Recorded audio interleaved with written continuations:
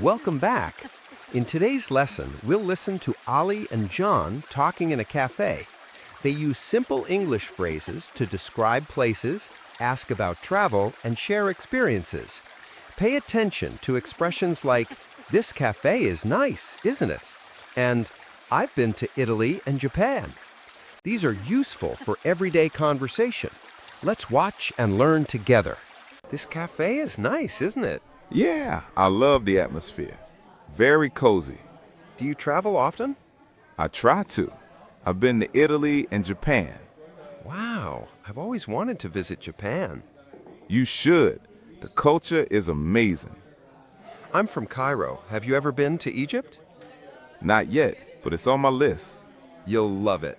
The history, the food, the people. Sounds perfect. Maybe you can be my guide.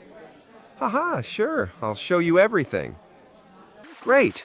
In this cafe scene, Ali says, "This cafe is nice, isn't it?" This is a tag question used to confirm something politely.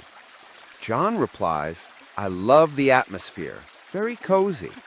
Here, atmosphere means the feeling or mood of a place, and cozy means comfortable and warm.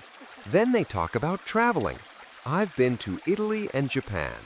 Notice the present perfect tense, "I've been," to show past experiences.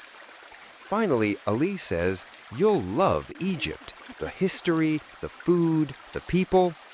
This is a great way to describe your country with pride. Excellent phrases to practice natural English conversation.